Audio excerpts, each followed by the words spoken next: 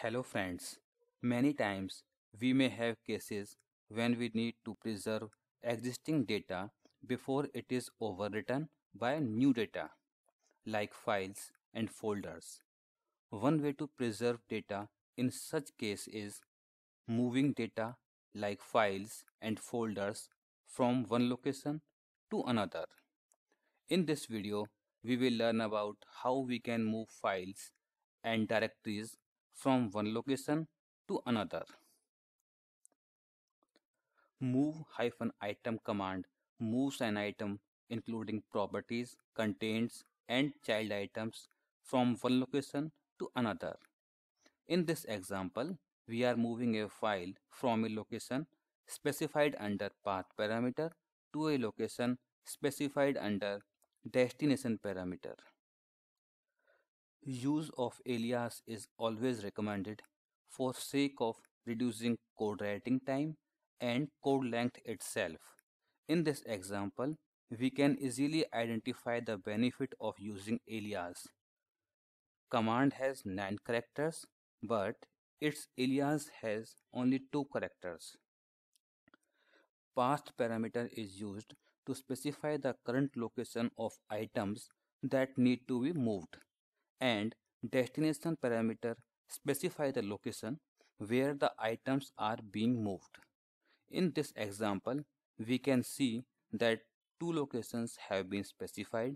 One is from where items need to be moved, and another one is where items need to be moved.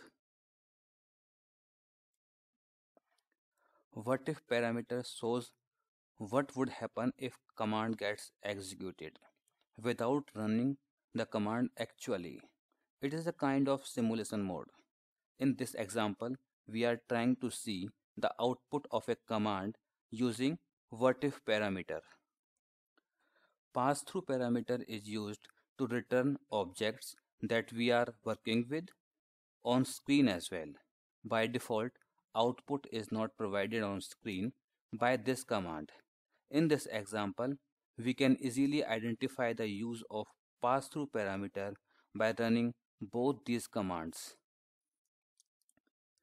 Literal path parameter is used to specify exactly same path as it is typed. No wildcards are accepted.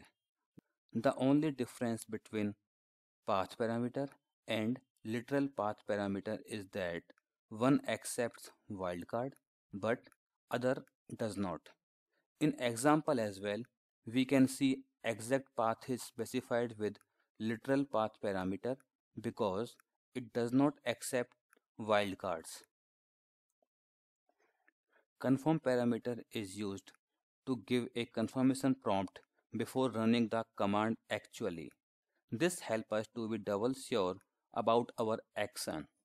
In this example, we are trying to move contents from one location to another by using confirm parameter so that we may get a confirmation prompt before files or contents are actually moved.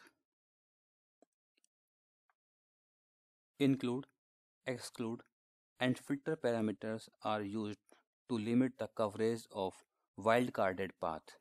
Filter parameter is always preferred over include and exclude parameter wherever possible because in some cases filter parameter may work faster than include and exclude parameter.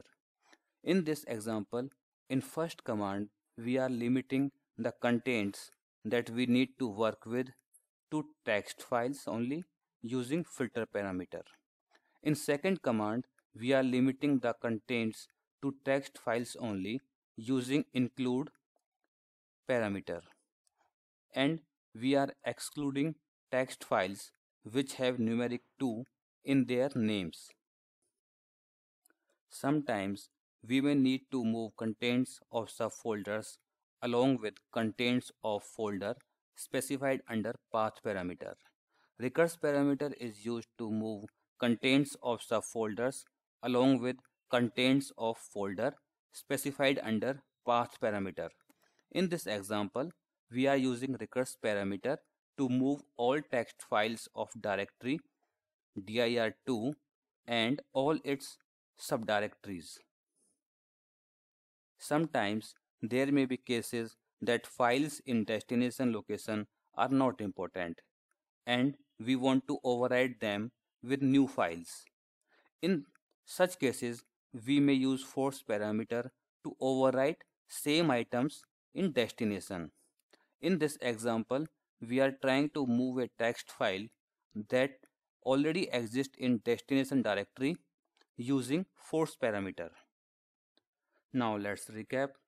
Move-item command moves an item including its properties, contents, and child items from one location to another.